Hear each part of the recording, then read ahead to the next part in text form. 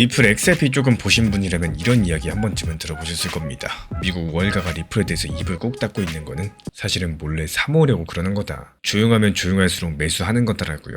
정말 그럴듯하죠. 근데 저는 오늘 조금 다른 걸 보여드리고자 합니다. 지금 미국 월가는 조용하지 않기 때문에 오히려 그 어느 때보다도 큰 소리로 싸우고 있어요. 그럼 대체 뭘 두고 싸우는 걸까요? 이걸 이해하시려면은 9년 전으로 한번 가보셔야 됩니다. 2017년 미국에서 가장 큰 은행 중에 하나인 JP모건이 있죠. 그 은행의 최고 책임자 제이미 다이먼이라는 사람이 이런 말들을 했어요. 비트코인은 사기다라고요. 우리 직원 중에 비트코인 거래하는 사람이 있으면은 곧바로 자르겠다라고 했습니다. 근데 여기서 많은 분들께서 잘못 알고 계신 게 하나 있습니다. 그 말 한마디에 비트코인이 24% 폭락했다. 이렇게들 이야기를 하시거든요. 지금까지 공개된 자료만 보면은 그건 조금 부풀려진 이야기가 맞고, 그날 비트코인이 빠진 거는 약 2% 정도였습니다. 그리고 그 주에 더 크게 빠지긴 했었는데 그 큰 하락의 진짜 이유는 다이먼이 아니었어요. 그 당시 중국 정부가 코인 거래소를 단속하겠다 이렇게 나섰었고요. 그게 더 큰 이유였습니다. 우리 편이 좋아하는 이야기라고 할지라도 사실이 아니면 사실대로 보셔야 되기 때문에 여기서 정말 재밌는 거는 그 다음입니다.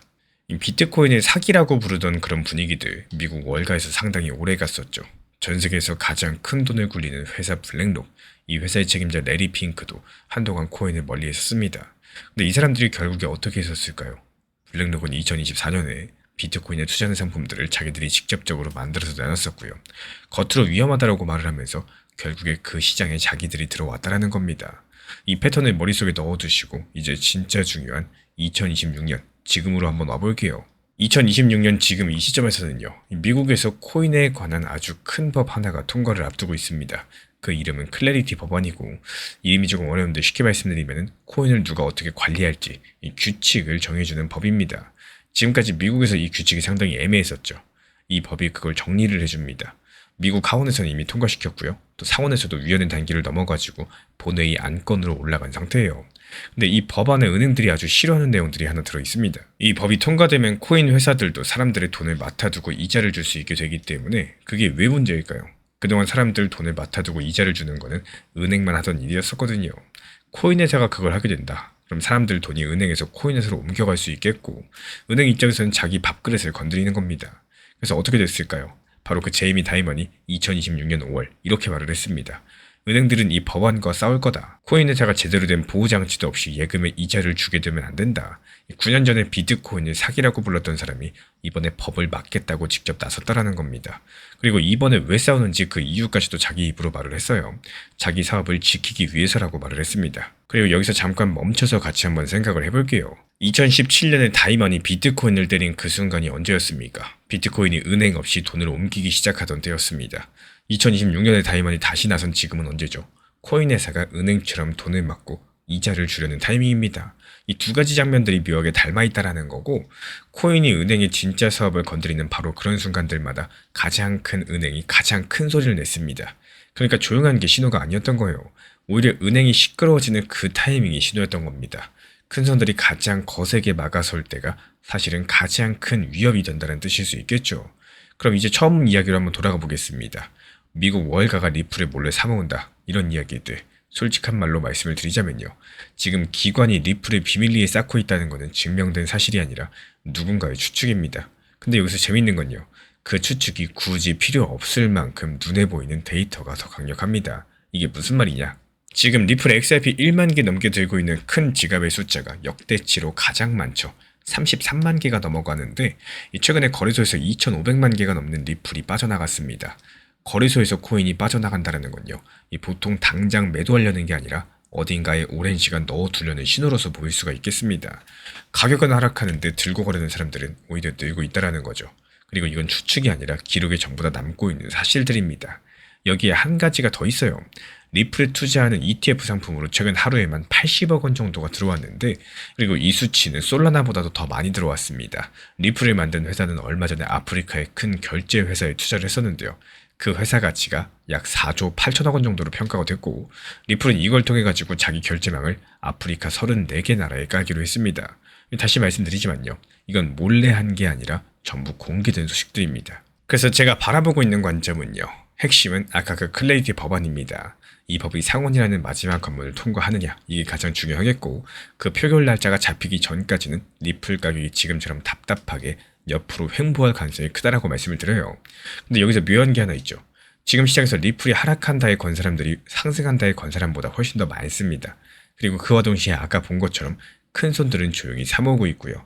만약에 이런 상태에서 법안이 통과된다, 떨어진다 하락에 걸었던 사람들이 한꺼번에 방향성을 바꾸면서 가격이 빠르고 거칠게 튈 수 있겠고, 시점 그 통과 가능성은 대략 반반 정도로 보여지고 있습니다. 만약에 법이 막히게 되면 오히려 XRP 1,500원 부분까지 더 밀릴 수도 있겠죠. 결국에 미국의 월가는 리플에 침묵한 게 아니라 오히려 가장 큰 소리로서 법안을 막아서고 있고요. 또 그 이유는 자기 사업을 지키기 위해서라고 직접적으로 밝혔습니다. 이 몰래 사모은다, 이건 확인되지 않았지만요. 큰 손들이 공개적으로 리플에 모으고 있다는 거, 이건 온체인 데이터 기록에 남고 있는 사실입니다. 그리고 앞으로의 방향성은 그 클래리티 법안이 마지막 관문을 넘느냐, 여기에 가장 크게 달려있는 상황이고, 그렇다면 마지막으로 한 가지, 은행들이 이렇게까지도 막아서는데도 클래리티 법안이 결국에 통과된다면요. 그날 리플 XRP 가격 과연 어디까지 상승할 수 있을까요?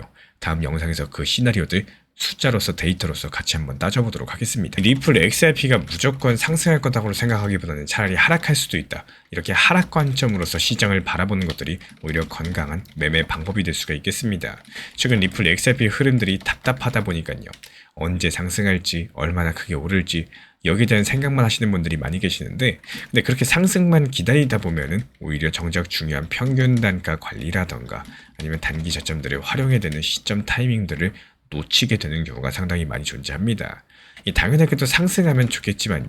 지금 사람의 심리 자체가 상승만 기다리다 보면은 결국에 하락장에서 해야 될 일들을 놓치게 되고 결국에 하락을 견디기가 점점 더 어려워질 수밖에 없겠습니다. 그리고 이 리플 정보방에서도 단기 저점과 분할 매수에 대해서 중요하게 말씀드리는 이유도요.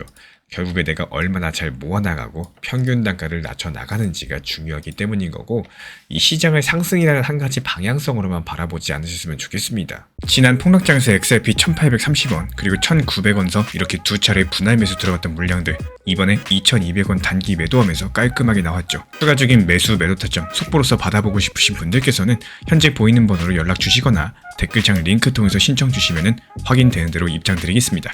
오늘 영상도 끝까지 함께 해주셔서 정말로 감사드립니다. 우리 구독자분들에게 코인신사 채널은요, 단순한 투자 채널이 아닙니다.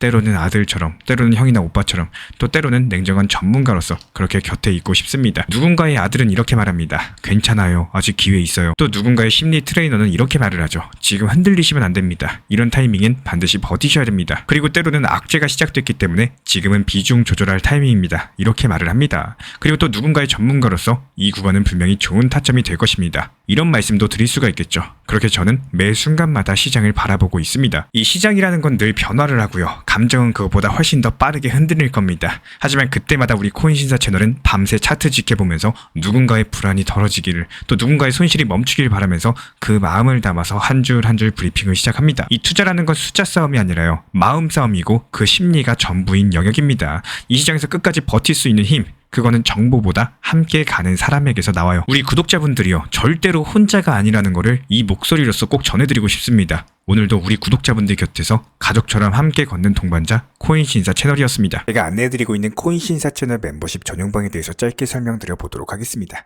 리플, 암호화폐 시장에 대한 중요한 이슈, 그리고 브리핑이나 시장의 흐름에 대한 전문적인 분석 내용 설명과 함께 차트상의 기술적 분석, 온체인 지표와 투자 심리에 대한 내용들을 같이 안내 도움드리고 있고, 가장 중요한 투자 심리를 컨트롤하기 위해서 포트폴리오의 구성에 대한 노하우, 투자 심리 컨트롤에 대한 내용도 같이 안내드리고 있습니다. 코인신사 스터디 멤버십 가입하신 분들께서는 아래 번호 혹은 신청 링크 통해서 남겨주시면 제가 연락드리고 있고, 안내 설명과 함께 신사 채널 리플 전용 멤버십 방에도 입장 안내 설명드리고 있습니다.